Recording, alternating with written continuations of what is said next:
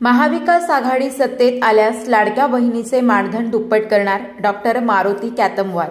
वसमत विधानसभा निवडणुकीसाठी मी काँग्रेस पक्षाकडून इच्छुक असून पक्षाकडे उमेदवारीसाठी इच्छुक असल्याचा अर्ज दिला आहे। मात्र महाविकास आघाडीमधून कोणत्याही पक्षाला किंवा उमेदवाराला उमेदवारी मिळाल्यास आम्ही पूर्ण ताकदीने काम करणार असून महाविकास आघाडी सत्तेत आल्यास आम्ही मुख्यमंत्री लाडकी बहीण योजनेचे मानधन दुप्पट करू, असे काँग्रेसचे नेते डॉक्टर मारुती कॅतमवार यांनी सांगितले। लोकसभेप्रमाणेच विधानसभेलाही महाविकास आघाडीला पोषक वातावरण आहे। वसमत मतदारसंघात अनेक प्रश्न आहेत, यामध्ये बेरोजगारी, उद्योग, कारखानदारी हे सर्व मुद्दे घेऊन आम्ही निवडणुकीत उतरणार आहोत। सध्याचे सरकार हे प्रत्येक आघाडीवर अपयशी ठरले आहे। डोळ्यासमोर निवडणुका ठेवून हे सरकार योजना आणत आहे। लाडकी बहीण योजना आणली, मात्र मानधन मात्र केवळ 1,500 रुपये आहे। आम्ही मात्र हे मानधन दुप्पट करू। तसेच लाडका भाऊ योजना सुद्धा सरसकट लागू करू। त्याबरोबरच शेतकऱ्यांचे कर्ज कोणतीही मर्यादा न ठेवता झिरो करण्याचा प्रयत्न करू। वसमतमधून काँग्रेसच्या वतीने 5 जणांनी उमेदवारी अर्ज पक्षाकडे दिलाय, मात्र ज्या कोणाला मिळेल त्याचा आम्ही प्रचार करणार असल्याचे डॉक्टर मारुती कॅतमवार यांनी मीडियाशी बोलताना सांगितले। प्रतिशोध न्यूजसाठी बालाजी पोले, हिंगोली। नमस्कार, वसमतून डॉक्टर कॅतमवार आपल्याशी संवाद साधू इच्छितो। येणारी विधानसभा निवडणूक आता बघितलं असेल तर एक 3 महिन्यावर आपली निवडणूक लागणार आहे, 2.5 ते 3 महिन्यावर। त्यामुळे सर्व पक्ष तयारीमध्ये आहेत। आम्ही काँग्रेसतर्फे काल परवाच फॉर्म भरलेला आहे आणि काँग्रेसकडे आम्ही उमेदवारीची मागणी केलेली आहे। परंतु वसमत विधानसभा ही महाविकास आघाडीतर्फे ज्या पक्षाला आणि ज्यांना उमेदवारी मिळेल त्या उमेदवाराचा प्रचार आम्ही करणार आहोत। त्यामध्ये माझी इच्छा वसमत विधानसभा लढण्याची आहे आणि त्यामुळे मी तयारीमध्ये आहे।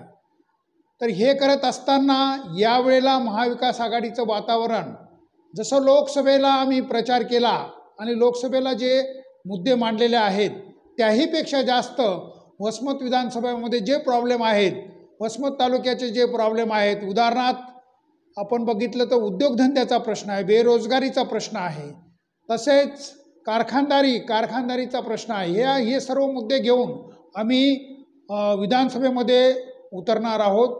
यावेळेला महाविकास आघाडीचं जे वातावरण आहे हे नक्कीच चांगलं आहे, कारण हे सरकार प्रत्येक ठिकाणावर, प्रत्येक बाबीवर, प्रत्येक लेवलला अपयशी ठरलेलं आहे आणि त्यामुळे हे सरकार आता जे योजना आणत आहेत ते केवळ निवडणुकीला डोळ्यासमोर ठेवून हे निवडणुका लाडली बहीण किंवा लाडका भाऊ ही योजना आणत आहे। आमचं म्हणणं आहे की बाबा, लाडकी बहीण एकीकडे म्हणता तुम्ही आणि 1,500 रुपये तुम्ही हे देता, हे चुकीचं आहे। 1,500मध्ये काहीच होणार नाही। आमचं असं म्हणणं आहे की 3,000 लाडकी बहिणींना 3,000 रुपये तुम्ही द्यावे आणि जर महाविकास आघाडीचं सरकार आलं तर आम्ही 3,000 रुपये देऊ। त्याचबरोबर लाडका भाऊ जी योजना ह्यांनी डिक्लेअर केलेली आहे ती काही लाडका भाऊ फक्त जे काही ट्रेनिंगवाले आहेत त्यांनाच देणार आहेत। तर आमचं म्हणणं आहे की सरसकट सर्वांना लाडका भाऊ ही योजना लागू करावी। त्याचबरोबर बघा, लाडका भाऊ का योजना सगळ्यांना करायची, कारण बेरोजगारी वाढलेली आहे। बेरोजगारीमध्ये सगळे मुलं, आत्ताचे जे तरुण मंडळी आहे ती फार परेशान आहे। त्यामुळे सरसकट सगळ्यांना 6,000 रुपये लागू करावं आणि जर महाविकास आघाडीचं सरकार आलं तर आम्ही ती लागू करू। त्याचबरोबर शेतकरी परेशान आहे। शेतकऱ्यांचं जे कर्ज ह्यांनी माफ केलेलं आहे 1 लाखापर्यंत, 2 लाखापर्यंत, आता म्हणतात की 3 लाखापर्यंत। आमचं असं म्हणणं आहे की शेतकऱ्यांचं कर्ज झिरो करायला पाहिजे। सगळ्या शेतकऱ्यांचं, त्यांच्यावर किती कर्ज असो, की हे लिमिटेशन न ठेवता, मर्यादा न ठेवता पूर्ण शेतकऱ्यांचं कर्ज माफ करावं आणि ती योजना घेऊन आम्ही उतरत आहोत। महाविकास आघाडीला महाराष्ट्रामध्ये नक्कीच चांगलं वातावरण आहे। येणाऱ्या विधानसभेला आमच्याकडे बहुमत मिळेल, 180 ते 200 जागा महाविकास आघाडीला मिळेल असा आमचा अंदाज आहे आणि वसमतमधून जे कोणी उमेदवार महाविकास आघाडीतर्फे उभा राहील त्याचा आम्ही प्रचार करू।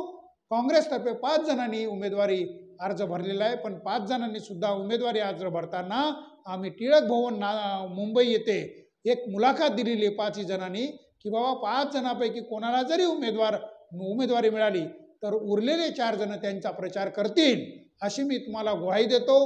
परत एकदा सर्व जनतेंना मी माझ्यातर्फे असं आश्वासन देतो की जर महाविकास आघाडीचं सरकार आलं तर नक्कीच आपल्या योजना पूर्ण करू आणि शेतकऱ्यांचे प्रॉब्लेम, बेरोजगारीचे प्रॉब्लेम हे सर्व सोडवण्याचं आम्ही बांधील आहोत. एवढीच मी या ठिकाणी ग्वाही देतो आणि थांबतो.